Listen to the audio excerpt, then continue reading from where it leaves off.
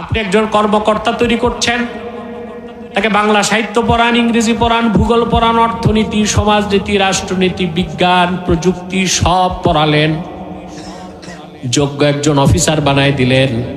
কিন্তু দ্বীনি শিক্ষা না থাকার কারণে তার অন্তরে তো আল্লাহর ভয় নাই। সে তো ঘুষ খাবে, দুর্নীতি করবে, বিদেশি এজেন্সির কাছে মাথা বিক্রি করবে। কিন্তু আপনি যদি আপনার শিক্ষা ব্যবস্থায় প্রাইমারি থেকে মাস্টার্স পর্যন্ত দ্বীনি শিক্ষাকে বাধ্যতামূলক করে দিতেন, তাই যে অফিসারটা দক্ষ অফিসার হয়ে গড়ে উঠত দ্বীনি শিক্ষা থাকার কারণে, আরেকদিকে সে পরহেজগার দক্ষ অফিসার হতো, পাশাপাশি সে পরহেজগার একজন মুসলমান হতো, তখন সে দুর্নীতি করতো না, আর তাকে পাহারা দেবার জন্য দুদক লাগতো না। লাগতো? এখন তো অফিসাররা ঘুষ খাওয়ার আগে একটু ডানে বামে তাকায়, দুদকের কোনো এজেন্ট আছে কিনা, ঠিক কিনা, দুদকের কমিশনার আবার দেখে কিনা। কিন্তু প্রত্যেক মুমিন মুসলমান জানে তার দুই কাঁধে আল্লাহর পক্ষ থেকে দুইজন করে কমিশনার বসা আছে। নাম কি?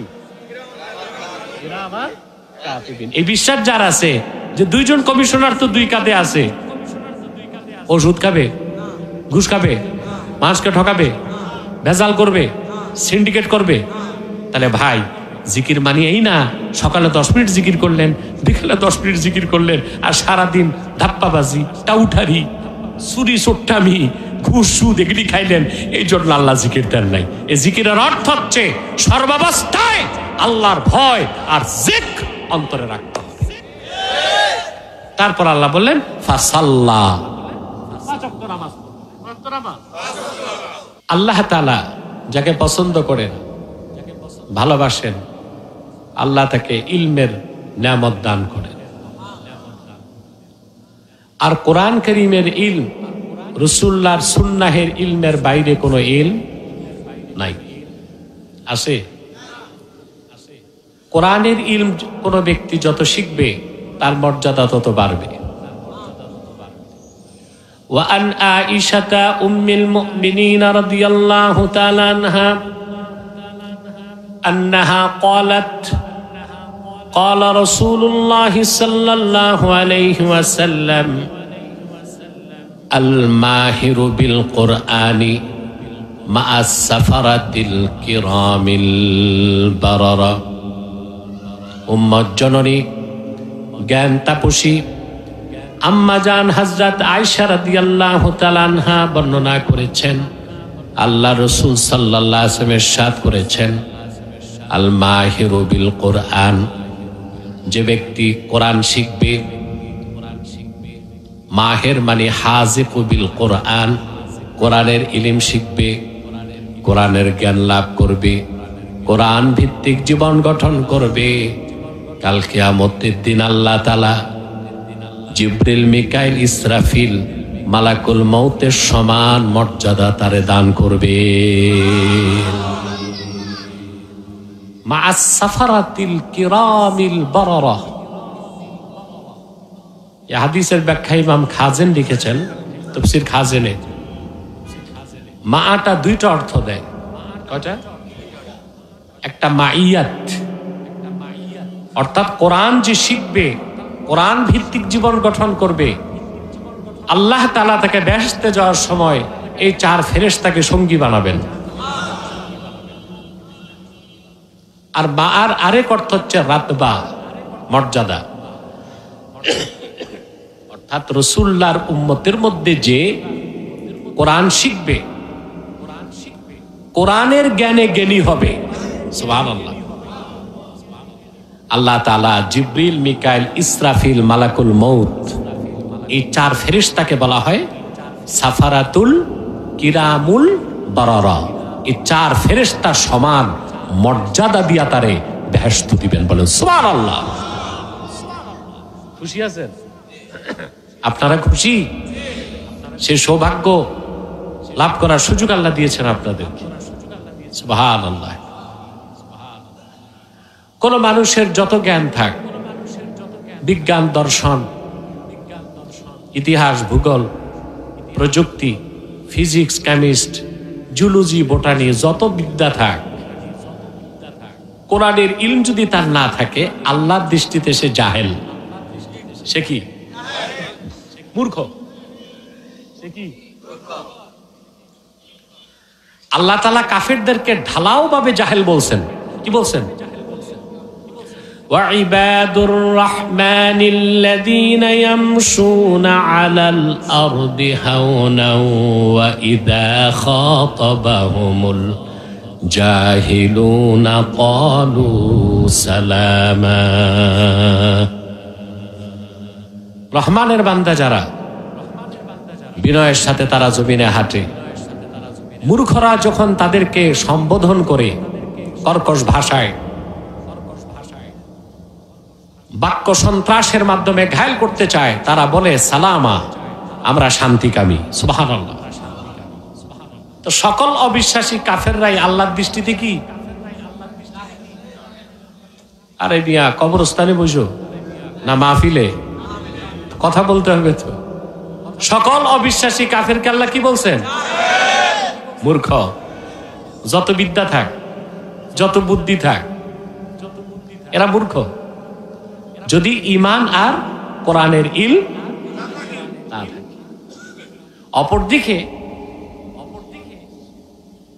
অপরদিকে যাদের ঈমান আছে আর কোরআনের ইলম আছে, আল্লাহ তাদেরকে বলেছেন উলামা, জ্ঞানী। বলেন সুবহানাল্লাহ। তারা কি? ইন্নামা ইয়াখশাল্লাহা মিন ইবাদিহিল উলামা। নিশ্চয় আল্লাহ তাআলাকে সর্বাধিক ভয় পায় আলেমগণ। এই আলেম আবার এমন না যে দাওরা পাশ করতে হবে, কামেল পাশ করতে হবে, লম্বা দাড়ি থাকতে হবে, জুব্বা থাকতে হবে। এটা তো গেট আপ। এটা কি? এটা সূরাত, ঠিক না? না, এই গেট আপ না থাকলেও চলবে। ঈমান আছে আর কোরআনের ইলম যদি কারো মধ্যে থাকে, আল্লাহর দৃষ্টিতে সে জ্ঞানী, সে আলেম। বলেন সুবহানাল্লাহ।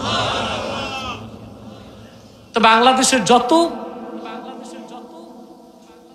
থিঙ্ক ট্যাঙ্ক, পলিসি মেকার, রাজনীতিবিদ, বুদ্ধিজীবী, জ্ঞানী গুণী আছে, আপনাদের চোখে উচ্চ শিক্ষিত, কিন্তু কোরআন ও সুন্নাহর সাথে সম্পর্ক নাই। আল্লাহর দৃষ্টিতে তারা কি? জুহালা, মূর্খ। তারা কি? চরম মূর্খ। মূর্খ তো শুধু মূর্খ না, এরা বিজ্ঞান আর দর্শন দিয়া ইসলামকে যাচাই করতে যায়, অথচ মুমিন ইসলাম দিয়া বিজ্ঞান ও দর্শনকে যাচাই করে। বিজ্ঞান দর্শন হচ্ছে ত্রুটিপূর্ণ, অপরিপূর্ণ, সন্দেহযুক্ত, মিথ্যাশ্রিত, কল্পিত, মানবরচিত, মস্তিষ্ক প্রসূত। কোরআন সুন্নাহ হচ্ছে মহাসত্যের সর্বোচ্চ মানদণ্ডে উত্তীর্ণ, পরিপূর্ণ, সন্দেহমুক্ত, নির্ভুল। সুবহানাল্লাহ। তাহলে আমরা আসল মূর্খদেরও চিনি না, আসল জ্ঞানীদেরকেও। এখন বলেন বাংলাদেশে কোরআন সুন্নাহর দৃষ্টিতে কাদেরকে মূল্যায়ন করা হয়? মূর্খদের না জ্ঞানীদের? মূর্খদের। রাষ্ট্রের দায়িত্বপূর্ণ কোন পদে কোন আলেম আছে? বলবেন আলেমরা কি কিছু চালাইতে পারবে? আরে ভাই, আলেমরা যে কি পারে তা দেখতে হলে আফগানিস্তানে দেখেন। সারা জীবন যাদের মোল্লা বলতেন, ওই মোল্লাদের কাছে এখন আমেরিকা দৌড়ায়। চায়না বস, ভারত বলে দেবতা, রাশিয়া বলে আমি আছি। সত্যিকার অর্থেই যাদের কোরআন হাদিসের ইলম আছে, জাগতিক কোনো বিদ্যা তাদের জন্য কোনো বিষয় নয়। প্রয়োজন অনুপাতে তারা শিখতেও পারে, প্রয়োগও করতে পারে। বলেন সুবহান। তাহলে প্রকৃত জ্ঞানী সেই যে কোরআনের ইলম অর্জন করতে পেরেছে। সুবহানাল্লাহ বলেন। আল্লাহ তাআলা সূরাতুল আলা থেকে গতকাল কিছু কথা শুনিয়েছেন, আজকে বাকি কথাগুলো শোনাবেন আমাদের মাধ্যমে। বলেন আল্লাহুম্মা আমিন। আল্লাহ তাআলা গতকাল আমরা কি কি শুনেছি? আল্লাহর পবিত্রতা কি তা বুঝেছি, ঠিক না? আল্লাহর রুবুবিয়তের পরিচয় পেয়েছি। তিনি সৃষ্টি করেন, তিনি প্রতিটি সৃষ্টিকে ভিন্ন ভিন্ন আকৃতি দেন, প্রতিটি সৃষ্টিকে জীবিকা নির্বাহের পথ দেখান, ঠিক না? তারপর আমরা শুনেছি আল্লাহ তার হাবিব মুহাম্মদ সাল্লাল্লাহু আলাইহি ওয়াসাল্লামের মাধ্যমে গোটা বিশ্ব মানবতার কল্যাণে যে দিন দিয়েছেন ১,৫০০ বছর আগে, সেই দিন ইসলাম হচ্ছে স্পষ্ট, পরিপূর্ণ, সন্দেহমুক্ত, সহজ। এই কথাগুলো শুনেছি না কালকে? এরপর আল্লাহ তাআলা বলেন, ফাযাক্কির ইন নাফাতিজ যিকরা। আল্লাহ তার হাবিবকে বলেন ফাযাক্কির। ইবনে কাসির তাফসীর করেন, এর অর্থ হচ্ছে আল্লাহ তার হাবিবকে বলেছেন ফাইজহুম বিল কোরআন, আপনি কোরআন থেকে মানুষকে উপদেশ দিন। ইজহুম, আপনি কোরআন থেকে মানুষকে উপদেশ দিন। সুবহানাল্লাহ। এই যে উপদেশ দেওয়া বা ওয়াজ করা, এটাকে আল্লাহ জিকির বলেছেন। আমরা কিন্তু জিকির বলতে বুঝি শুধু সকাল সন্ধ্যা জিকির, ঠিক না? আল্লাহ তাআলা কোরআন কারীমে অনেক কিছুকে জিকির বলেছেন। আমরা যে সকাল সন্ধ্যা জিকির করি, এটাও জিকির, জিকির না? আমরা যে নামাজ পড়ি, এটাও জিকির, এটাও কি?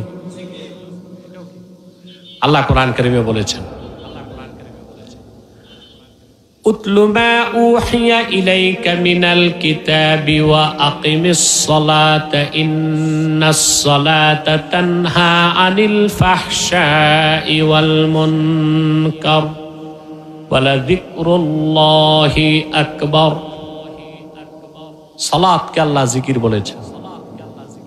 সুবহানাল্লাহ। আহকামে শারঈয়া, কোরআনের বিধি বিধানকে আল্লাহ জিকির বলেছেন। কোরআনের বিধি বিধান কি? জোরে বলেন। চোরের শাস্তি হাত কাটা, জানাকারের শাস্তি রজম করা, ঠিক না? নেশাখোর মদ্যপের শাস্তি ৮০ দোররা।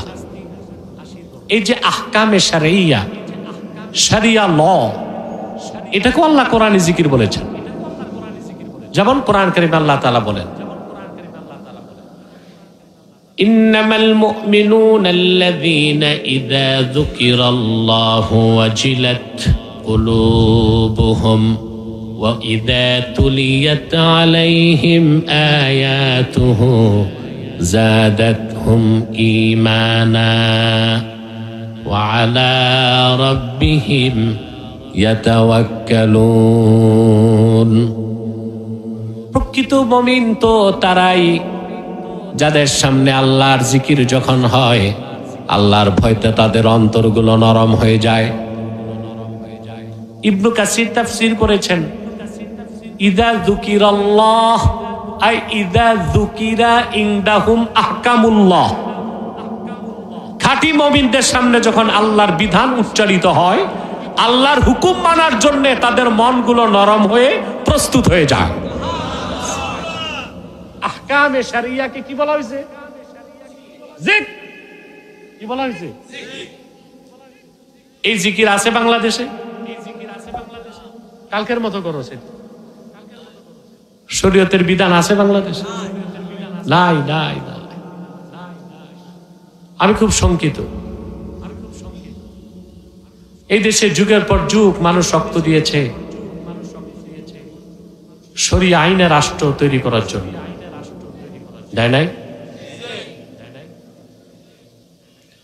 কিন্তু ঐক্যবদ্ধ হওয়া ছাড়াই কঠিন কাজটি করা কি সম্ভব? সবাই এখন এক সুরে কথা বলছে কল্যাণ রাষ্ট্র চাই।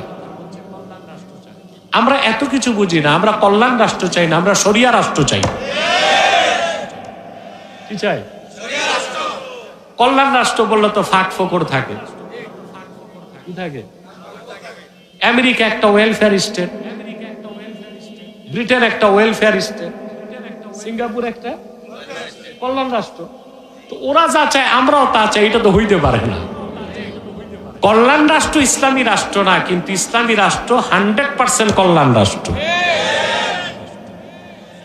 আমি পৃথিবীর বহুত কল্যাণ রাষ্ট্র ঘুরছি। কল্যাণ রাষ্ট্রে দেখেছি ইনসাফ আছে, মানবাধিকার নাই। মানবাধিকার আছে, ইনসাফ নাই। আপনি ব্রিটেন গেছেন? ওনা গেছে তো, আপনি গেছেন না? ব্রিটেন তো একটা ওয়েলফেয়ার স্টেট। পুরা ইউরোপ ব্রিটেনকে মানে। আমি ব্রিটেন সফর করে দেখেছি, ওখানে আইন কানুন আছে ঠিক, কিন্তু সিকিউরিটি নাই। ব্রিটেন বা লন্ডন ওয়েল সিকিউরড স্টেট না, ওখানে চিন্তাই হয়। কি হয়? শুধু হয় না, আমি যখন ঘুরতে বের হলাম, মাহফিল তো করেছি, ফাঁকে ফাঁকে একটু ঘুরছি। তো লন্ডন ব্রিজ যখন হাঁটবো, পায়ে হেঁটে যাবো, আমি মোবাইল গাড়িতে রাখছি। আমার সঙ্গীরা বলে মোবাইলটা পকেটে রাখি। আমি বললাম কেন? বলে এখানে যারা রাতে মট্টত খায়, মাতাল অবস্থায় গাড়ির গ্লাস ভেঙে মোবাইল দিয়ে নেয়। আমি বলছি এইরকম চিন্তাই তো গুলিস্তানও নাই।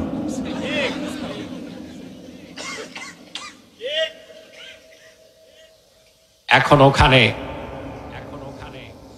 ওখানকার আইন কতটা জঙ্গলি আইন। মদ খাওয়ার পর কিছু করলে কোনো দোষ নাই। এটা কি জাস্টিস? কল্যাণ রাষ্ট্র তো কল্যাণ রাষ্ট্র আছে, ন্যায় বিচার নাই। ন্যায় বিচার আছে, হিউম্যান রাইটস নাই। আপনাদের কাজ হচ্ছে সিঙ্গাপুর, একদম কাজ। আপনি যদি ড্রিম লাইনারে উঠেন ঢাকা থেকে, 3.5 ঘন্টায় সিঙ্গাপুর চলে যাবেন। আমি বহুবার গেছি, মাহফিল করছি। বাংলাদেশের কোন মৌলবী সিঙ্গাপুরে এতবার ওয়াজ করতে পারে না আমি যতবার করছি। আলহামদুলিল্লাহ। হোলি আর্টিজানের ঘটনার পর আর যেতে দেয় না। ওরা ভাবছে বাংলাদেশের সবই সন্ত্রাস।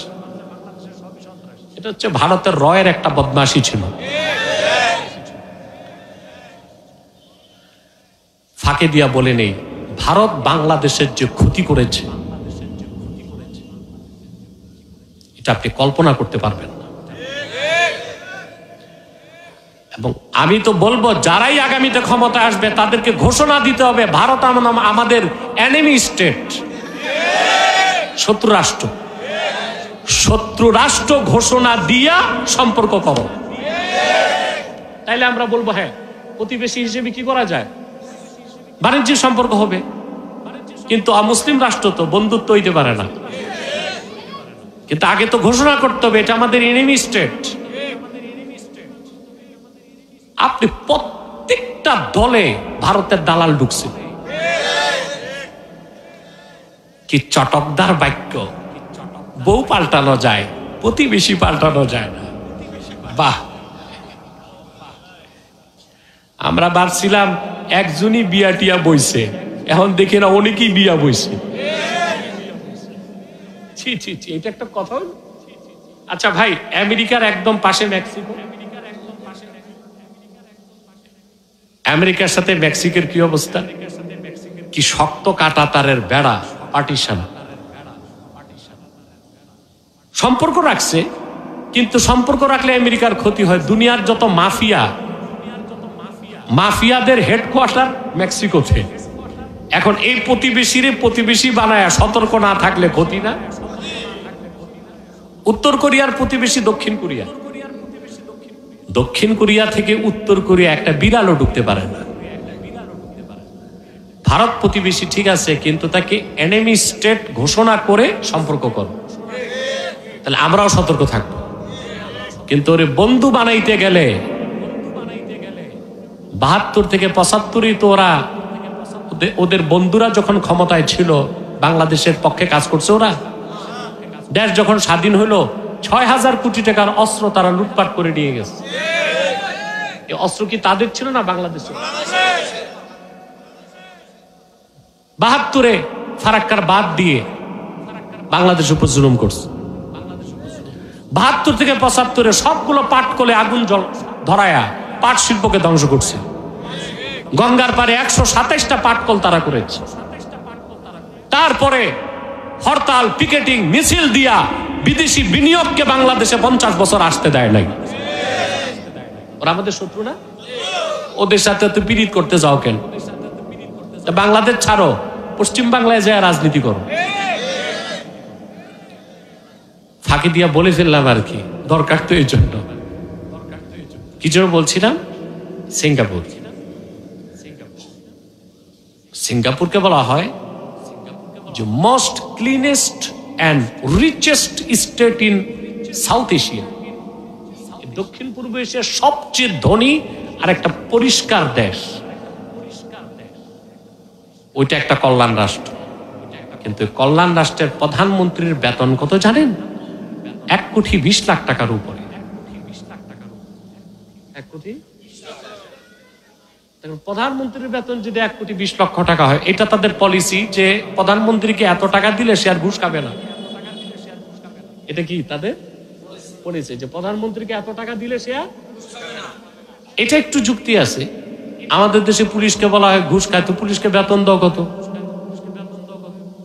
আমেরিকার পুলিশের বেতন কত? ও তো ঘুষ খাওয়ার দরকার নেই। বাংলাদেশের পুলিশকে বেতন দাও কত টাকা? ও তো ঘুষ খাবি। কথা বলেন। বাংলাদেশে একজন সচিবের বেতন কত? ফুল স্কেল একজন পূর্ণ সচিবের বেতন মাত্র ৭৮,০০০ টাকা। আনুষঙ্গিক নিয়ে ১-১.৫ লাখ টাকা, এর বেশি তো না। একটা সচিব ৩০ বছর পড়াশোনা করলো, বিসিএস পরীক্ষা দিয়া বিসিএস ক্যাডার হইলো, চাকরি নিতে অন্তত বাপের জমিন বিক্রি করে ৩০ লাখ টাকা ঘুষ দিতে হইলো। এরপর ৫৭-৫৮ বছর বয়সে যে পূর্ণ সচিব হইল, এ যদি এই ১,০০,০০০ টাকা বেতনে খুশি হয়, তো যা খরচ করে চাকরি পাইছে ও তো সারা জীবন কামাই করে হবে না। আমার দৃষ্টিতে সচিবদের বেতন হওয়া উচিত কমসে কম ১০ লক্ষ টাকা পার মান্থ। তাহলে ওরা আর ঘুষের দিকে তাকাবে না। এই যে রাষ্ট্র সংস্কারের কথা বলা হয়, বুদ্ধিজীবীর তো অভাব নেই, এক একজন এক এক বুদ্ধি দিচ্ছে। কাজের কথা কেউ কিন্তু বলতেছে না। কাজের কথা কেউ বলতেছে, বলতেছে আমলারা ঘুষ খায়, তো আমলারে বেতন দাও কত? বেতন বাড়াও, ১০ লাখ টাকা মাস বেতন দাও। তারপর কোন আমলা ঘুষ খেলে তারে মৃত্যুদণ্ড দাও, তখন কোন আমলা ভুলেও আর ঘুষ খাবে না। আপনাকে তো চেক অ্যান্ড ব্যালেন্স করতে হবে না? তো সিঙ্গাপুরের প্রধানমন্ত্রীর বেতন 1,20,00,000 টাকা। কল্যাণ রাষ্ট্রে দুর্নীতি মুক্ত করতে 1,20,00,000 টাকার বেতন দিচ্ছে। বেতন টাকার জনগণের। সেখানে 1 লাখ টাকা যার ইনকাম, 40,000 টাকা সরকার কেটে নেয়। তো সে কল্যাণ রাষ্ট্রে দুর্নীতি নাই, কিন্তু ইনসাফও নাই। আছে? আমরা কল্যাণ রাষ্ট্র চাই না, আমরা ইসলামী রাষ্ট্র চাই। ঠিক না? আমার এই বক্তব্য বলে আসতেছি আমি আগস্টের পর থেকে। যাদের আইকিউ, মেধা শক্তি খুব প্রখর, তারা বুঝতেছে আমি কি বলতে চাই। আর যাদের মেধা কম, ওরা কিছুই বুঝতেছে না। কথা বলে আমি যে কি, আমার তো একটা বয়ান আছে, কথা বলে না। প্রত্যেক রাজনৈতিক দলের দেশ নিয়ে বয়ান আছে কিনা? ইসলামপন্থীরা একটা বয়ান দিচ্ছে, ন্যাশনালিস্ট তারা একটা বয়ান দিচ্ছে, সেকুলারিস্ট তারা একটা বয়ান দিচ্ছে, সলিমুল্লাহ খান, কলিমুল্লাহ খান, লানতুল্লাহ খান, ওরা কিছু বয়ান দিচ্ছে। তা আমার তো বয়ান লাগবে, কথা বলে না। কিন্তু এমন একটা পরিবেশ দেশে সৃষ্টি হয়েছে যে আমার বয়ানটাকে আমি খুলে বলতে পারছি না, তবে আমি আমার মেসেজ পৌঁছে দিচ্ছি ইন্টেলেকচুয়াল ফোরামে, যেন তারা বিষয়টা চিন্তা করেন। কথা বুঝতেছেন? বলছিলাম আহকামে শারঈয়া, শরিয়া আইনটাও জিকির। সুবহানাল্লাহ। চোরের শাস্তি আছে বাংলাদেশে। এখন কোন নাস্তিক বলতে পারে এটা কি অমানবিক না? কথা বল। আপনি একটা লোক চুরি করছে, হাত কেটে দিবেন, এটা তো ইনহিউম্যানিটি, অমানবিকতা। আমি বলবো না। শরীয়তের আইন অত্যন্ত কঠোর, কিন্তু প্রয়োগ করা কঠিন। প্রয়োগ করা কি? জানাগারের শাস্তি কি? বিবাহিত যদি হয়, জেনা করে পাথর বর্ষণ করে শাস্তি দিতে হবে। কিন্তু শরীয়তের হুকুম 4 জন পুরুষ দেখতে হবে। কয়জন? মহিলা দেখলে মহিলাদের সবসময় জ্ঞান বুদ্ধি ঠিক থাকে না। মহিলা দেখে তো হায় হায় কি হইল রে বলে যে চিৎকার দিবে, এতে তো ঘটনা বহুদূর চলে যাবে। এজন্য 4 জন প্রাপ্তবয়স্ক পুরুষ মুসলিম যদি দেখে কোন ছেলে কোন মেয়ে অবৈধভাবে ফিজিক্যাল রিলেশন করছে, এই অবস্থায় দেখে দোয়াতের মধ্যে কলম দিলে যে অবস্থায়, তখন শরিয়া আদালতে মৃত্যুদণ্ড কার্যকর হবে। আইন এত কঠিন, যত কঠিন প্রয়োগ তার চেয়ে কঠিন। এখন এমন লম্পট বদমাশ পাবেন যে এমন পরিবেশে এই অবৈধ কাজ করবে কোনো মেয়ের সাথে যে 4 জন সাক্ষী দেখবে এই অবস্থায় কলম যেভাবে দোয়াতে ঢুকায়, কথা বলেন, যদি দেখা যায় তো ওই রকম লম্পটের বেঁচে থাকার অধিকারও। আইন যত কঠিন প্রয়োগ তত। চোরের শাস্তি ইসলাম বলেছে হাত কাটো, অভাব চোর না। যদি দেখা যায় অভাবে পরে চুরি করছে, শরীয়তের হুকুম হাত কাটা যাবে না, তাকে হালকা পানিশমেন্ট দাও। যদি স্বভাব চোর হয়, কি হয়? তার চুরির পরিমাণ 10 দিরহামের উপরে, শরীয়তের হুকুম তার হাত কাটো। এখন এটা অমানবিক হবে কেন? যারা সুদীর্ঘ 15 বছরে বাংলাদেশের মেহনতি জনতার রক্ত পানি করা ঘামের পয়সা বিদেশে পাচার করেছে, সরকার বলছে পাচার করা টাকা ফেরত আনবে, আব্বাসি বলছে 1 টাকাও ফেরত আসবে না। কারণ ছোট চোরেরা বড় চোরদের কাছে পাঠাইছে। এখন জনগণ খুশি হবে কিভাবে? যে চোরগুলো বন্দী আছে এগুলোর হাত কেটে দাও। কথা বলেন, এদের হাত কাটলে কি অমানবিকতা হবে? তখন ভবিষ্যতে আর কেউ রাষ্ট্র ক্ষমতায় গেলে চুরির কথা কল্পনাও কি করবে? এটা হচ্ছে সাস্টেইনেবল সংস্কার, এটা হচ্ছে স্থায়ী সংস্কার। আর আপনারা যেটা বলতেছেন এটা সংস্কার না, এটা হচ্ছে সেট আপ চেঞ্জ। বাকি কাজ হবে না, কারণ আপনি পশ্চিমা বিশ্ব ব্যবস্থার মধ্যে থেকে আপনি স্বাধীন নন, আপনি যা খুশি তা করতে পারবেন না। পশ্চিমাদের সভ্যতা ও মানবতা হচ্ছে ভণ্ডামি। গৃহস্থকে বলে দরজা লাগাও, চোরকে বলে চুরি করো, চুরির পর গৃহস্থকে বলে মামলা করো, চোরের পক্ষে উকিল দাঁড়ায় বলে জামিন দাও। এটা পশ্চিমা সভ্যতা। এটা কি? এগুলো ইংরেজরা শিখায় গেছে। 200 বছর তো ইংরেজরা আপনাদেরকে বলাৎকার করছে। কত বছর? পিটায় পাটায় তারাইছেন, কিন্তু ওদের সভ্যতা, ওদের শিক্ষা, ওদের আইন দাঁত দিয়া কামড়ায় ধরছে। 196 বছর আগের পুরনো ব্রিটিশ আইন দিয়া বাংলাদেশ চলে। এই আইনটা এখনো বদলাইতে পারি নাই আমরা। অতএব সত্যিকার সংস্কার আসবে তখন আপনি যখন কোরআন ও সুন্নাহের পলিসিতে দেশটাকে দাঁড় করাতে পারবেন। তো জিকির কি? এই যে শরিয়া আইন, এটাও কি জিকির। সুবহানাল্লাহ বল। আল্লাহ রাব্বুল আলামিন 30 পারা কোরআনকেও জিকির বলেছেন। ومن أعرض عن ذكري فإن له معيشة ضنكا ونحشره يوم القيامة أعمى। যেই হতভাগা আমার এই জিকির থেকে মুখ ফিরায় নিল, তার জন্য রয়েছে সংকুচিত রিজিক। হাসর ময়দানে তাকে অন্ধ করে আমি উঠাবো। তা আল্লাহ কোরআনকেও কি বলছেন? জিক্র। সুবহানাল্লাহ বলবেন। আবার কোরআন থেকে উপদেশ দেওয়াকেও আল্লাহ বলছেন জিক্র। আল্লাহ তার হাবিবকে বলেছেন ফাযাক্কির আই ইজহুম বিল কোরআন।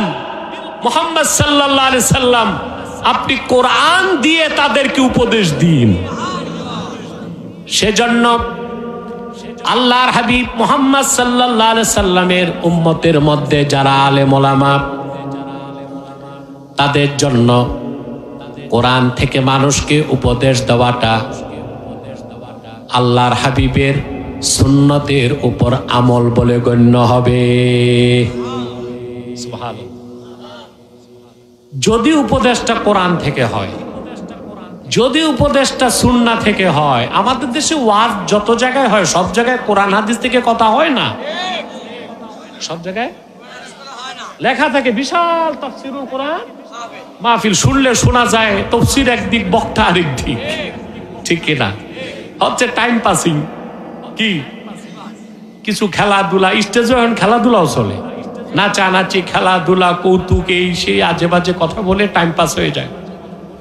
কিন্তু আপনি যতক্ষণ কোরআন হাদিস থেকে কথা বলবেন পুরাটাই জিক্র। কত বড় জিক্র! মানুষ যখন মাজালিসুল উলুম ইলম শিখতে মজলিসে বসে, রহমতের ফেরেশতারা তাদেরকে ঘেরাও করে থাকে, আল্লাহর রহমত বৃষ্টির মতো পড়তে থাকে। প্রতি শ্বাসে 10 নেকি বান্দা পায়, প্রতি কদমে 10 নেকি পায়। যা দোয়া করে কবুল হয়, বসলেই মাহফিলে সগীরা গুনাহ মাফ। এরপর আল্লাহ তাআলা আসেন বাকি ব্যাখ্যাটা নেই। আল্লাহ তার হাবিবকে বলেন ফাযাক্কির ইন্নাফাতিজ যিকরা। মুহাম্মদ সাল্লাল্লাহু আলাইহি সাল্লাম, আপনি মানব জাতিকে কোরআন থেকে উপদেশ দিন যদি তা তাদের উপকারে আসে। সুবহানাল্লাহ। এটা আল্লাহ কেন বলছেন? কারণ কে হেদায়েত পাবে আর কে পাবে না এটা আল্লাহর হাতে। কার হাতে? ইমামে কুরতুবী আয়াতের ব্যাখ্যায় লিখেন, আল্লাহর হাবিব মুহাম্মদ সাল্লাল্লাহু আলাইহি সাল্লামের উম্মতের শ্রেষ্ঠ সন্তান উলামায়ে কেরামের দায়িত্ব হচ্ছে কোরআন থেকে উপদেশ দেওয়া। জনগণ গ্রহণ করবে কি করবে না ওইটা দেখার দায়িত্ব তাদের। সুবহানাল্লাহ। জনগণ গ্রহণ করবে কি করবে না ওইটা দেখার দায়িত্ব দাঈ ইলাল্লাহর না। দাঈ ইলাল্লাহকে এটা খেয়াল রাখতে হবে যে কোরআন ও সুন্নাহ থেকে যে বক্তব্য সে দিবে সেটাই তার পার্থিব কোনো স্বার্থ খোঁজার সুযোগ, আর জনগণ মানবে কি মানবে না তা দেখার কোনো দায়িত্ব তার না। তাকে শরীয়তের নিয়ম মেনে কোরআন সুন্নাহ থেকে দাওয়াত দিতে হবে। এরপর আল্লাহ তাআলা বলেন সায়াযাক্কারু মান ইয়াখশা, তবে অবশ্যই কোরআন কারীমের উপদেশ গ্রহণ করবে সে যে আল্লাহকে ভয় করে। সুবহান। وَيَتَجَنَّبُهَا الْأَشْقَى الَّذِي يَصْلَى النَّارَ الْكُبْرَى। আর কোরআনের উপদেশ থেকে দূরে সরে যাবে সেই যে আশকা, ভাগ্য বিপন্ন, পোড়া কপাল। তো কোরআন থেকে দূরে যারা, তারা শুধু মূর্খ না, ভাগ্য বিপন্ন। ঠিকটা তো ঠিক মতো কইলা না? শুধু মূর্খ না ভাগ্য বিপন্ন? আল্লাযী ইয়াসলান নারাল কুবরা, কোরআনকে, কোরআনের নসিহাকে যে গ্রহণ করবে না সে অবিশ্বাসী কাফের বড় আগুনে ঢুকবে। কোথায়? নারাল কুবরা বলেছেন আল্লাহ, বড় জাহান্নাম। তাহলে বোঝা যায় ছোট জাহান্নামও আছে। এখানেই তো ব্যাখ্যা। এই আয়াতের ব্যাখ্যায় বিশ্ববরেণ্য ইমাম ফখরুদ্দিন রাজি লেখেন ইন্নালিন নারে দারাকাত, জাহান্নামে অনেক স্তর আছে। কি আছে? কাফের মুশরিকরা থাকবে জাহান্নামের গভীরে, বড় আগুনে। আর উম্মতে মুহাম্মাদের ঈমানদার যারা, আমল নামায় শিরক নাই, কুফর নাই, কিন্তু গুনাহগার, তারাও তো জাহান্নামে যাবে। তারা থাকবে নারে সোগরাতে, একেবারে উপরের স্তরে। কোথায়? সুবহানাল্লাহ বলবেন? সুবহানাল্লাহ কেন বললাম? জাহান্নামে গেল কি সুবহানাল্লাহ কয়? মিয়া, আপনি যদি রাসূলুল্লাহর উম্মত পরিচয়ে মুমিন হিসেবে জাহান্নামে যান, ওখানেও কিছু সম্মান পাইবেন। আপনি কাফেরদের সাথে থাকবেন না, কাফেররা থাকবে নারে কুবরা, বড় জাহান্নামে, বড় আগুনে। আর মুসলমান যত বড় গুনাহগার হোক সে থাকবে নারে সোগরা। এটার ব্যাখ্যাটা পাওয়া যায় ইবনে মাজাহ শরীফে। নারে সোগরা, জাহান্নামের একদম উপরের স্তরে থাকবে মুসলমান মুমিন, কিন্তু গুনাহগার, তওবা করতে পারে নাই। সেখানে তাদের কারো হাঁটু পর্যন্ত আগুন জ্বলবে, কারো কোমর পর্যন্ত, কারো সিনা পর্যন্ত, কিন্তু রাসূলুল্লাহর উম্মত পরিচয় থাকবে যার। মুমিন যত বড় গুনাহগার হোক, ওয়ালা তাকুলুন নারু সুয়ারাহুম, মুমিন মুসলমানদের চেহারায় জাহান্নামে আগুন লাগবে না, বলেন সুবহানাল্লাহ। তারা থাকবে কই? নারে সুগরা। এজন্য সারা দেহে আগুন জ্বললো, চেহারা কি থাকবে? জ্বলবে না, সুবহানাল্লাহ বলবেন। সুনান আবি দাউদের হাদিস, রাসূল করিম সাল্লাল্লাহু আলাইহি ওয়াসাল্লাম ইরশাদ করেছেন, হিসাব নিকাশের পর উম্মতে মুহাম্মদের নেককাররা সরাসরি বেহেশতে চলে যাবে, আর কাফের মুশরিকরা বিনা হিসাবে জান্নাতে। মুমিন মুসলমান গুনাহগার তওবা করতে পারে নাই, তারা প্রথম যাবে জাহান্নামে, ওখানে জ্বলবে। তো যারা মুমিন মুসলমান ফার্স্ট চান্সে বেহেশতে যাবে, তারা আল্লাহর সাথে জিদ ধরবে। আল্লাহ বলবেন কি চাও? বলবে আল্লাহ একটা জিনিস চাওয়া বাকি আছে। আল্লাহ রাব্বুল আলামিন বলবেন, প্রিয় বান্দারা, আমার হাবিব মুহাম্মদ সাল্লাল্লাহু আলাইহি সাল্লামের সদকায় তোমাদেরকে আমি সম্মান দিয়েছি, কম হিসাব নিয়েছি, হাসর ময়দানে তোমাদেরকে অপমান করি নাই, মিজানের পাল্লায় বেশি সময় দাঁড় করায় রাখি নাই, বিদ্যুৎ গতিতে পুল সিরাত পার করে দিয়েছি, জান্নাতে যা আশা করো নাই তার চেয়ে বেশি দিয়েছি, আবার কি বাকি আছে?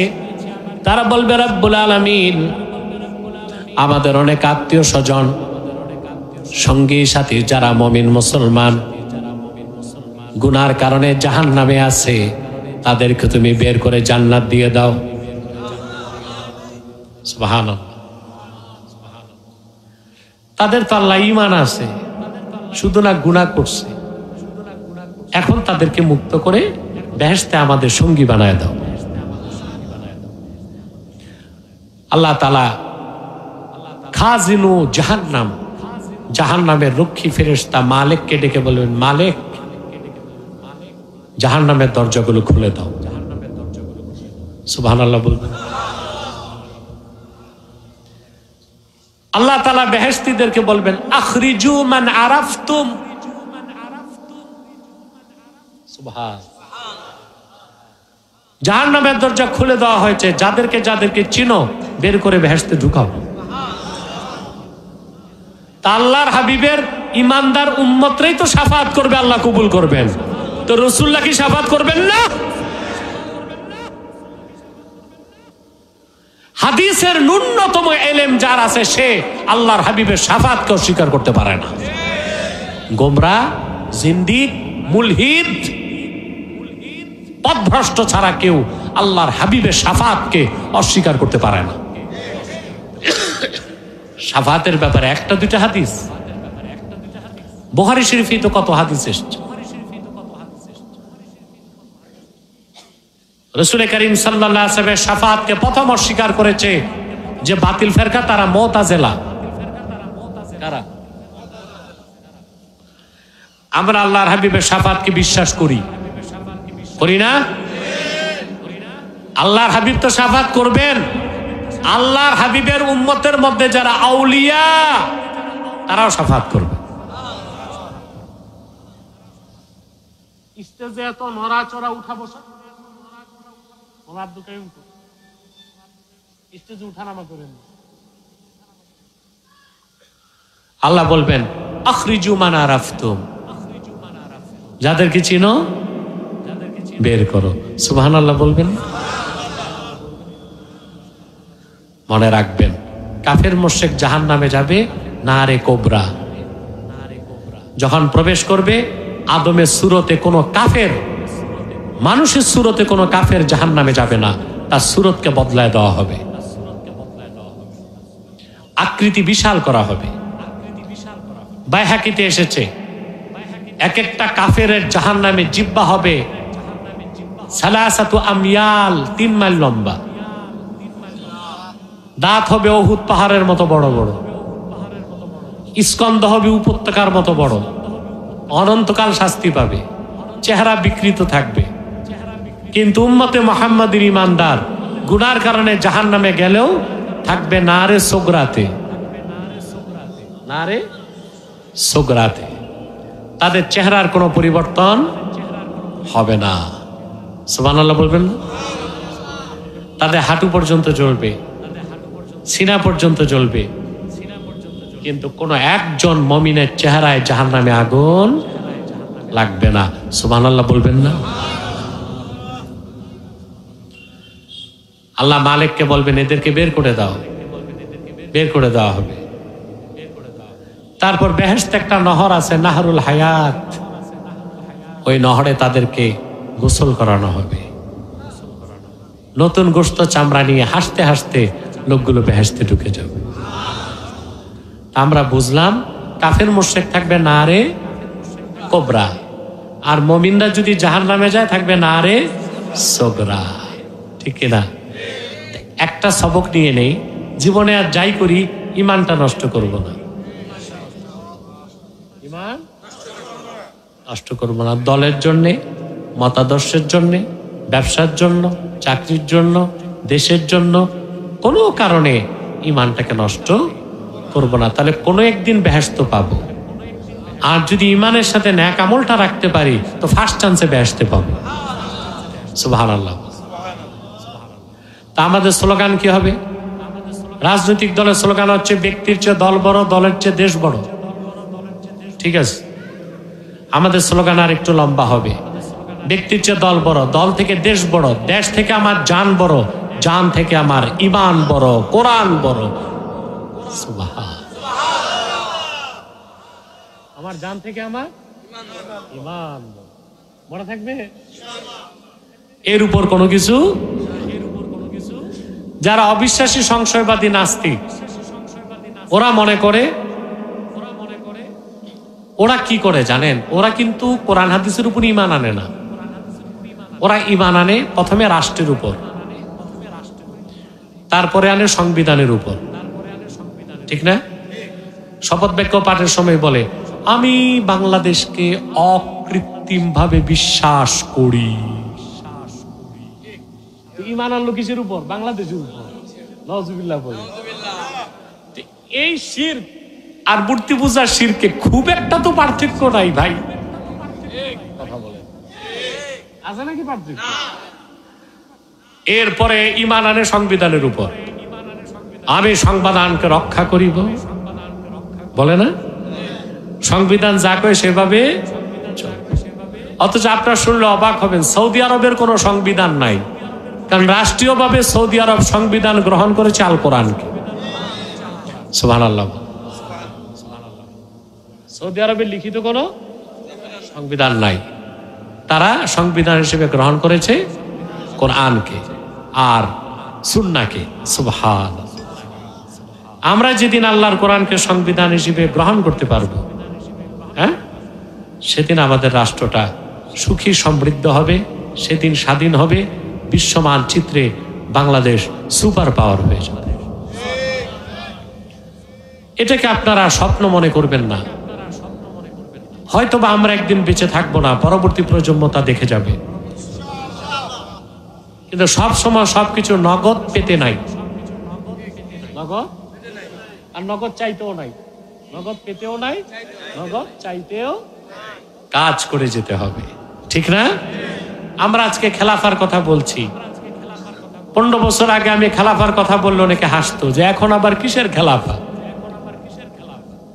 এখন আলহামদুলিল্লাহ ভার্সিটিতে, স্কুলে, কলেজে, মন্ত্রণালয়ে, প্রতিটি জায়গায় কিছু ভয়েস রেজ হচ্ছে, আমরা খেলাফা চাই।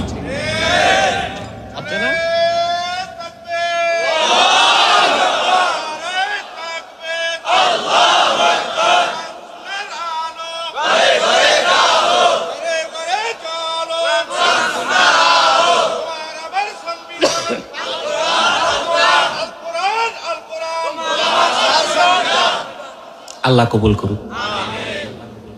এই স্বপ্ন পূরণ হলে আল্লাহ আমাদের মৃত্যু দিক, বলেন আল্লাহ আমিন। তো কথাগুলো বুঝতেছেন, শুনতেছেন? সবকিছুর ঊর্ধ্বে কি? ঈমান, ইসলাম, কোরআন। এটা হৃদয়ে লালন করে আপনি যান, চাকরি করেন, ব্যবসা করেন, রাজনীতি করেন, আপনি নিরাপদ। আপনি কি? আর যদি এই কনসেপ্ট থেকে সরে যান, যে কোনো সময় আপনি দুনিয়ার ধান্দায় পড়ে হয় কাফের হবেন, নয় মুশরিক হবেন, নয় সংশয়বাদী হবেন, নয় নাস্তিকবাদী হবেন, নয় জড়বাদী হবেন, নয় বস্তু পূজারী হবেন, নয় বিজ্ঞান পূজারী হবেন, নয় দর্শন পূজারী হবেন, আপনি আর ইসলামের উপর থাকতে পারবেন না। তাহলে আমরা দেখলাম যে কাফের মুশরিক থাকবে নারে কোবরাতে, কিসে? ثم لا يموت فيها ولا يحيا। কাফের মুশরিক জাহান্নামে চিরকাল শাস্তি পাবে, ওখানে তারা মরবেও না, বেঁচেও থাকবে না, তাদেরকে চিরকাল শাস্তি দেওয়া হবে। বুঝতে পারছেন? প্রতি মুহূর্তে চামড়া বদল করে দেওয়া হবে যেন নতুন শাস্তি উপভোগ করতে পারে। আল্লাহ কোরআনে ১৫০০ বছর আগে যা বলেছেন, মেডিকেল সায়েন্স ১৫০০ বছর পরে অবাক হয়ে তা বিশ্বাস করে নিয়েছে। চামড়ার ৩টা স্তর। কয়টা? আপনি যদি চামড়ার ৩টা স্তর উঠায় ফেলেন, আপনাকে আঘাত করলে আপনি আর ব্যথা পাবেন না। সূচ দিয়ে ঘাই দিলে ব্যথা পাবেন না, চাকুতে কাটলে কষ্ট পাবেন না, কারণ এই ব্যথা বেদনা সুখ শান্তি এটা গ্রহণ করে উপভোগ করে কে? চামড়া। এই জন্য আল্লাহ তাআলা জাহান্নামীদের চামড়া বদলায় দিবেন প্রতি মুহূর্তে, যেন শাস্তিটা পেতেই থাকে। দেহটাকে বিশাল আকৃতি করে দিবেন, সেখানে তারা মরবে না, আবার বেঁচেও থাকবে না।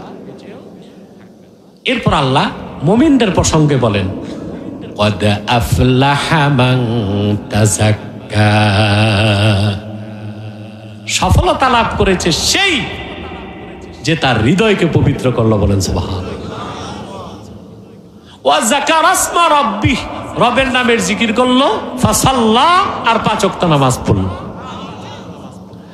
কোরআন কারীমে যেখানে আল্লাহ তাআলা শাস্তির কথা বলেছেন, জাহান্নামের কথা বলেছেন, সাথে আবার মানুষকে আশা সঞ্চার করছেন, সুখের কথা, শান্তির কথা, বেহেশতের কথা বলেছেন।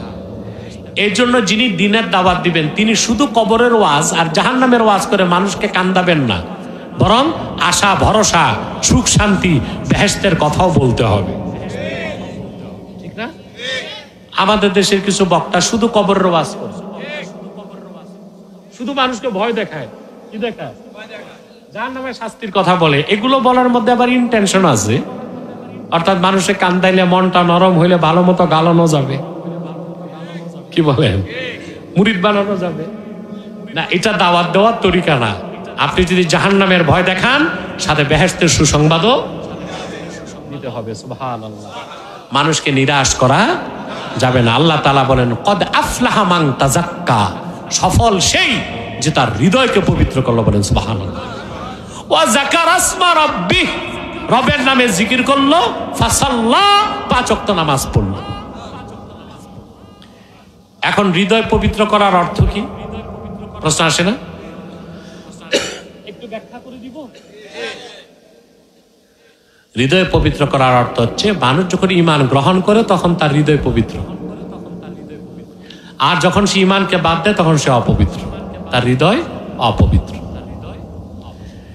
আল্লামা ইমাম জালালউদ্দিন সুয়ুতি রাহমাতুল্লাহি আলাইহি কদ আফলাহা মান তাযাক্কার ব্যাখ্যায় লিখেন, কদ আফলাহা মান তাহহারা কলবাহু বিল ঈমান, সফলতা লাভ করেছে সেই যে ঈমানের নূর দিয়া তার হৃদয়কে পবিত্র করলো। এক আয়াতের ব্যাখ্যায় ইমাম ইবনে কাসির লেখেন, কদ আফলাহা মান তাযাক্কা আয় তাহহারা কলবাহু মিনাশ শিরকি ওয়াল কুফরি ওয়াদ দানাস, সফলতা লাভ করলো সেই যে তার হৃদয়কে পবিত্র করলো শিরিক থেকে, কুফর থেকে, আর বদামল, বদাকিদা থেকে। এক আয়াতের তাফসীর করতে যে ইমাম ফখরুদ্দিন রাজি লেখেন, ইন্না মারাতিবা আমালিল মুকাল্লাফি সালাসা, বান্দার আমলের তিনটা স্তর। তার প্রথমটাই হচ্ছে ইজালাতু আকাইদিল ফাসিদাতি মিনাল কলবে, বান্দা ইমান এনে হৃদয় থেকে শিরক কুফর আর বাতিল আকীদা ধুয়ে মুছে সাফ করবে। বিশ্ববরণ্য তিনজন মুফাসসিরের বক্তব্য একই রকম। তাহলে বোঝা যায় কদ আফলাহা মান তাযাক্কা, তার মানে হচ্ছে সফলতা লাভ করলো সেই যে ইমান এনে তার হৃদয়কে পবিত্র করলো। বলেন সুবহানাল্লাহ। আর যে ইমান আনলো না তার হৃদয় অপবিত্র। যার হৃদয় পাক লোকটা পাক, হৃদয় পাক ব্যক্তি পাক, হৃদয় না পাক ব্যক্তি না পাক। এটা জানেন? এই জন্য রাসূলুল্লাহর উম্মত মুমিন মুসলমান কখনো না পাক হয় না। জীবিত থাকলেও পাক, মৃত্যুর পরও সুবহান। আর কাফের মুশরিক 70 বার লাখ সাবান দিয়া গোসল করলেও না পাক, কারণ হৃদয় না পাক, মানুষটা না পাক। কথা বুঝতে পারছেন?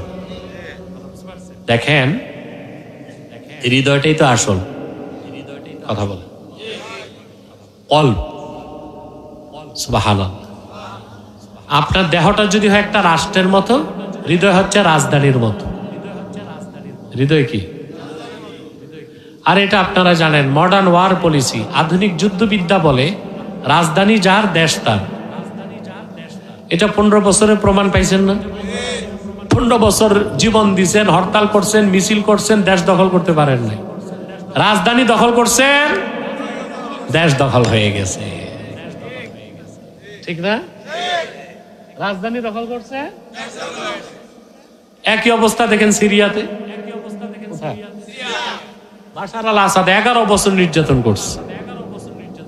আপনার তো নাম শুনে মনে করেন বাশার আল আসাদ মুসলমান, জিন্দিক, কুখ্যাত শিয়া সম্প্রদায়, যেটা নিকৃষ্ট নুসাইরিয়া, এই গোত্রের মানুষ 5 লক্ষ মানুষকে হত্যা করছে। সারা সিরিয়াতে একজন সুন্নি আলেম নাই, সব হত্যা করা হয়েছে। 1,20,00,000 মানুষ বাস্তুহারা হয়েছে।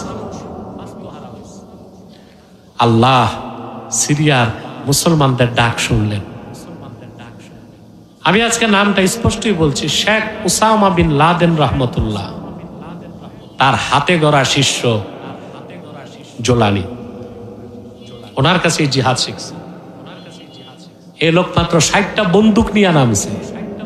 কয়টা? মাত্র 60টা বন্দুক। এই যে সংগঠনটা শুনেন আপনারা, হ্যাঁ, হায়া তাহরির আর শাম, ঠিক না? কয়টা বন্দুক? এরপর আল্লাহ সব ব্যবস্থা করলেন, তাদের ট্যাঙ্ক, কামান, মিসাইল সব। আসাদের কি না ছিল? সুপার পাওয়ার রাশিয়া তার সাথে ছিল, ইরান তার সাথে ছিল, লেবাননের হিজবুল্লাহ ছিল, ইয়ামানের হুতি ছিল। মাত্র 12 দিনে তারা দামেস্ক দখল করছে। আপনাদের লেডি পালাইছে 45 মিনিটে, আর ওই লেডা পালাইছে 15 মিনিটে। বুঝেন নাই? তাহলে রাজধানী যার দেশ। তা আপনার দেহটা যদি একটা দেশের মতো, তো হৃদয়টা কি? এই জন্য শয়তান দখল করি কি? রাজধানী। আর শয়তানু জাসিমুন আলা কলবি বনি আদম, ইদা যাকারা ফাখানাসা ওয়া ইদা গাফালা ফাওয়াসওয়াসা। শয়তান বনি আদমের অন্তরে আসন গেড়ে বসে যায়। বান্দা যখন আল্লাহর জিকির করে, শয়তান পালায়। আর যখন সে আল্লাহর জিকির থেকে গাফেল হয়ে শয়তান ওয়াসওয়াসা দেয়। সেজন্য হৃদয় পাক করার অর্থ হচ্ছে ঈমান আনতে হবে, শিরক আর কুফরকে বাদ দিতে হবে। পারবেন? তারপরে আল্লাহ বলেন ওয়া যাকারা ইসমা রাব্বি, রবের নামে জিকির করলো। বাঙালি কিন্তু জিকিরের অর্থ বুঝে না। পীরের মুরিদ হয়, সকালে 10 মিনিট জিকির, বিকালে 10 মিনিট জিকির, কিন্তু সারাদিন সুদ খায়, ঘুষ খায়, মানুষ ঠকায়, পাল্লায় ওজনে কম দেয়, ধান্দাবাজি করে, এতিম ভাতিজার সম্পদ লুটে খায়, আরেকজনের খেতে সীমানা ধাক্কা ধাক্কি। বাংলাদেশে যে মামলাগুলো জমছে আছে আদালতগুলোতে, এগুলো যদি প্রপার ওয়েতে রায় হয়, 300 বছর লাগবে। কত? এখানে ফৌজদারি মামলা তো কম, সব দেওয়ানি, সব কি জায়গা জমিনের মামলা। কিন্তু দুই পক্ষ, একটা বাদী একটা বিবাদী, এক পক্ষ জানে সে মিথ্যার উপর মামলা করে আছে, ঠিক না? খোঁজ নিলে দেখবেন নামাজও পড়ে। এদেশে মানুষের চরিত্র দেখেন না? নামের আগে হাজি, নামের পরে গাজী, 5 ওয়াক্ত নামাজি। বিচারে বসলে ঠিকই 2 দিক থেকে বাইপাস করতেছে। রমজান মাসে মাতবরের কাছে বিচারের জন্য গেলে কয়, রোজার দিন দিনের বেলায় আইছো কেন? রাতে আসো। দিনে বিচার করবে না, খাইতে পারবে না, তো বিচারে বসে তারাবির পর। হ্যাঁ, কিন্তু মূর্খ জানে না রমজান মাসের দিনে যে ফজিলত, রাতে সেই।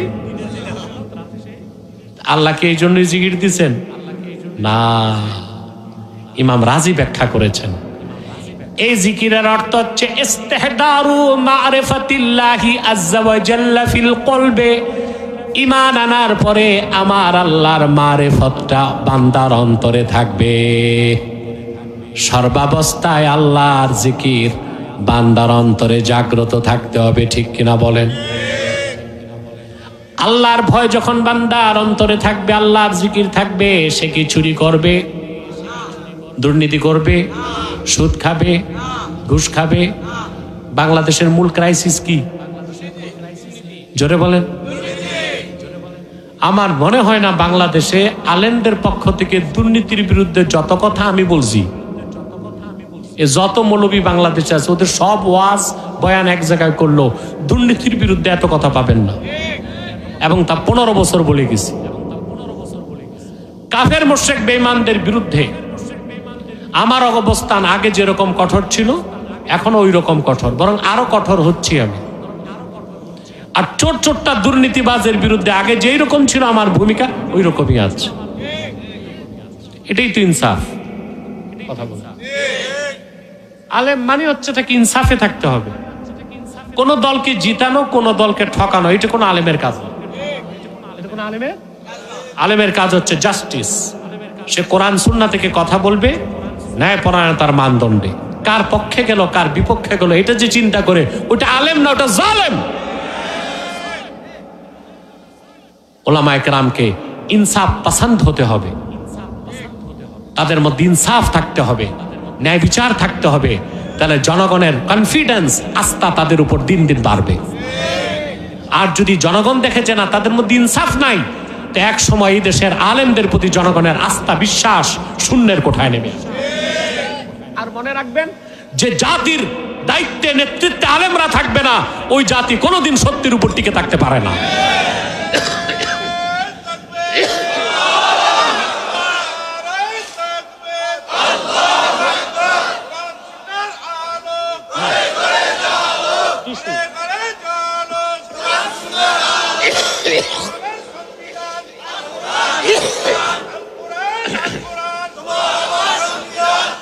মনে রাখবেন, এদেশে অনেক বুদ্ধিজীবী আছে, রাষ্ট্রচিন্তক আছে, সমাজবিজ্ঞানী আছে, রাষ্ট্রবিজ্ঞানী আছে, নিচেই থাকে।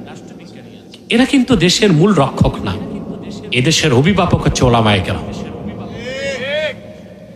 স্পেন একটা মুসলিম রাষ্ট্র ছিল, জানেন?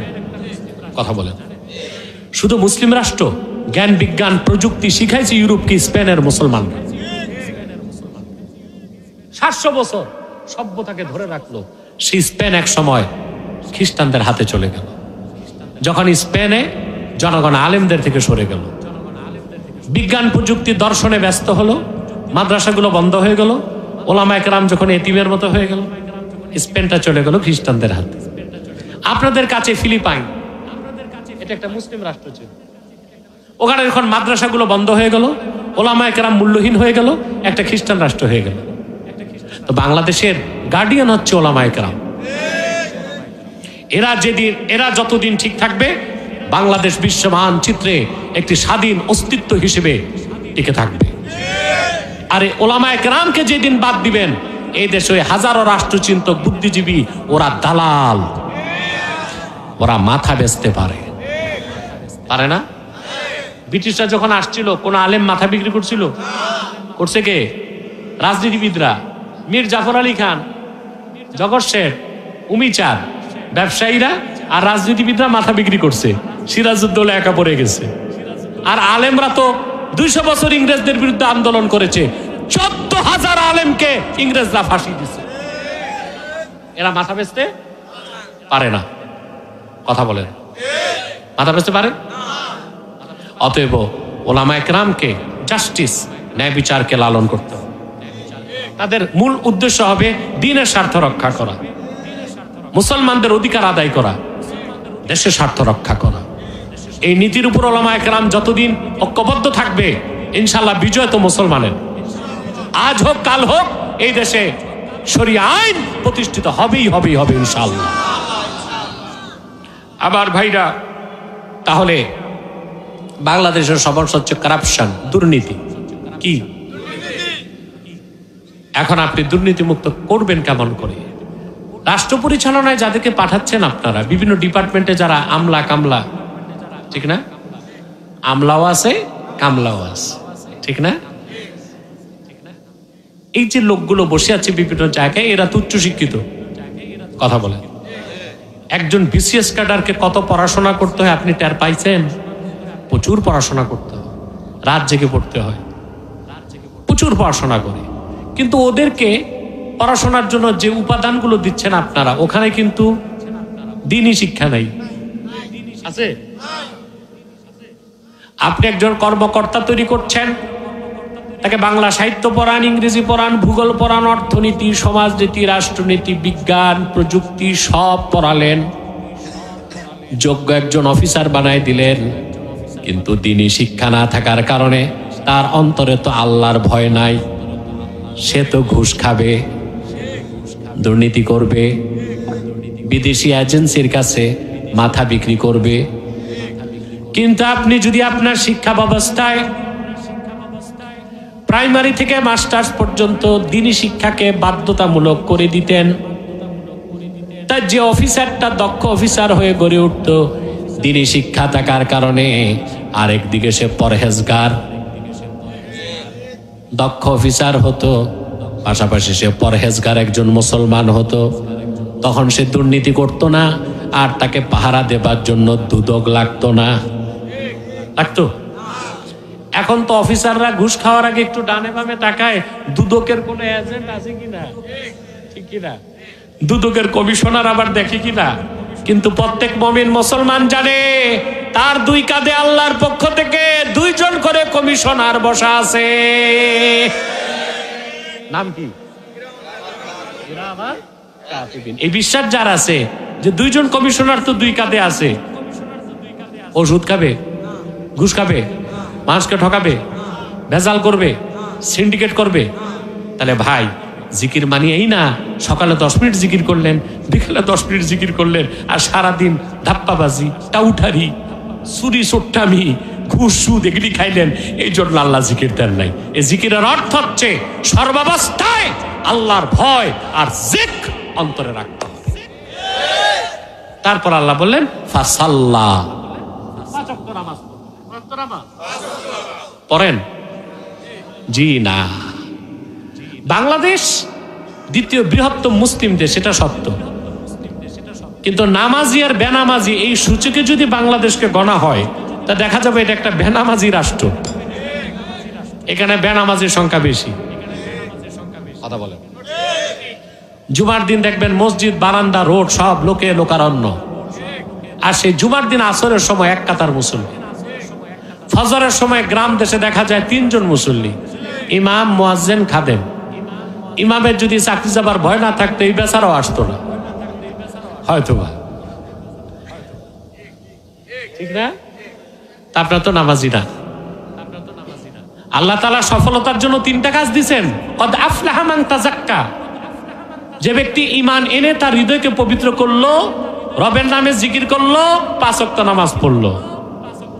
এখন নামাজ পড়বেন, কথা বলে না, কয়েক তো। আমি একটা প্রশ্ন জিজ্ঞেস করব, যুবকরা জবাব দিবেন। চোর, হত্যাকারী, জেনাকার, শরাবখোর বেশি খারাপ না বেনামাজি বেশি খারাপ? রাইট। ইন্না তারিকাস সালাতি আকবাহ মিনাস সারিকি ওয়াজ জানি ওয়াল কাতিলি ওয়া মুদমিনিল খামরে। চোর, হত্যাকারী, জিনাকার, শরাবখোর চেয়েও নিকৃষ্ট হচ্ছে বেনামাজি। ঠিক তো কইলেন, এবার তো ধরা খাইবেন। আপনারা অধিকাংশ মসজিদ কমিটি, মাদ্রাসা কমিটিতে, পঞ্চায়েত কমিটিতে দায়িত্ব দিয়ে রাখছেন বেনামাজি, সুদখোর আর ঘুষখোর। এটাও ঠিক, সব জায়গায় না, সব জায়গায় না, অধিকাংশ জায়গায়। যে 5 ওয়াক্ত নামাজ পড়ে মসজিদ কমিটিতে তার জায়গা নাই। ব্রাক ব্যাংকের অফিসার 3 বেলা সুদ খায়, ও হয় সভাপতি, সেক্রেটারি হয়, সাবেক দারোগা। ঠিক না? কথা বলো। ইমাম সাহেব কায়দায় না বেকায়দায়? এই ইমামের পক্ষে সম্ভব সুদের বিরুদ্ধে ওয়াজ করা, ঘুষের বিরুদ্ধে ওয়াজ করা? আটকা পড়ে গেছে। কিন্তু সুদের বিরুদ্ধে কথা কইলেই দেখা যাবে সভাপতি কাশি মারতেছে, ঘুষের বিরুদ্ধে কথা বললেই দেখবে সেক্রেটারি চোখ মোটা করতেছে। ইমাম বেচারা ভাববে চাকরি ঠিকঠাক। ঠিক না? আরে ভাই, ইসলামী রাষ্ট্র বানাবেন, এর আগে ইসলামী সমাজ বানান না। আপনি জানেন, এখানে আমি জানি না রাষ্ট্রবিজ্ঞানের ছাত্র আছে কিনা, পলিটিক্যাল সায়েন্সের ছাত্র আছো তোমরা কেউ? এতগুলো মানুষের মধ্যে একটা পলিটিক্যাল সায়েন্সের ছাত্র নাই রাষ্ট্রবিজ্ঞানের? থাকলেও বলবে না যে বিপদে পড়বে কোন প্রশ্ন করে বসে থাকে হুজুর। রাষ্ট্রবিজ্ঞানে বলা আছে society is great than state. রাষ্ট্র থেকে সমাজ বড়। রাষ্ট্র থেকে।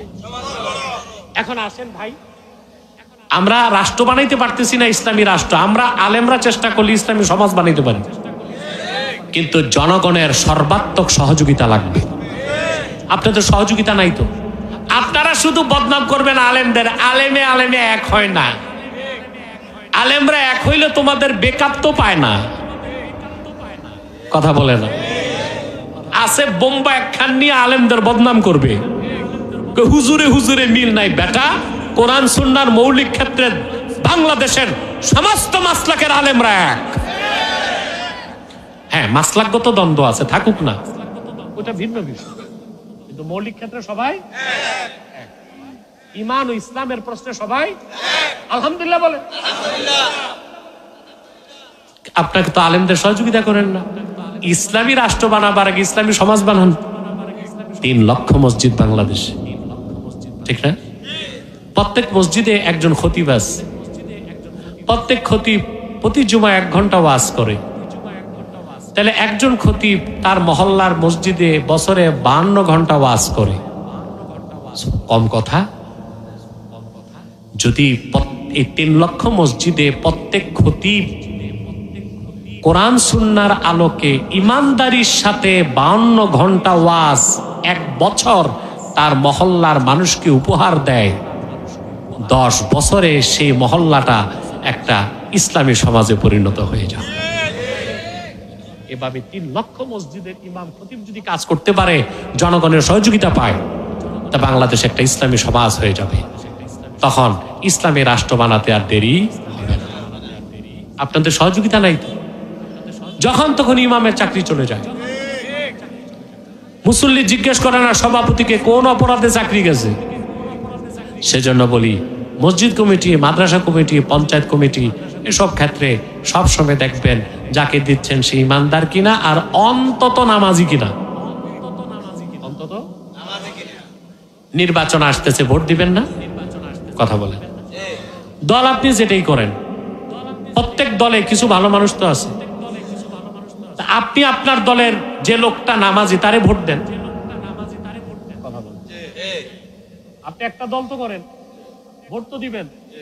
তো প্রত্যেক দলে কিছু ভালো মানুষ আছে না? আপনি যাকে ভোট দিচ্ছেন দেখেন যে সে লোকটা, দেখবেন সে কাফের মুশরিক কিনা। যদি কাফের মুশরিক হয় তাকে ভোট দিবেন না। যদি দেখেন যে না লোকটা ইমানদার আর অন্তত 5 ওয়াক্ত নামাজ পড়ে, এই লোকটাকে আপনি প্রতিষ্ঠিত করুন, ঠিক না? এগুলো আপনাদের চিন্তা করতে হবে। আপনাদের চিন্তার পরিবর্তন আনতে হবে মুসলমান। কিন্তু পয়সা দেখলে আপনারা সব ভুলে যান। যার দুর্মুজ বাহিনী আছে, পিস্তল বাহিনী আছে, আর ভোটের রাতে পয়সা বিলায়, ওরই যায় ভোট দেন আপনারা। ঠিকটা তো কইলেন না লজ্জায়। তাহলে নামাজ পড়বেন আর সমর্থন দিবেন নামাজিকে। রাজি আছেন? ওয়াদা করেন 5 ওয়াক্ত নামাজ পড়বেন। ইয়া আল্লাহ, ওয়াদা করছি আজ থেকে 5 ওয়াক্ত নামাজ জামাতের সাথে আদায় করব।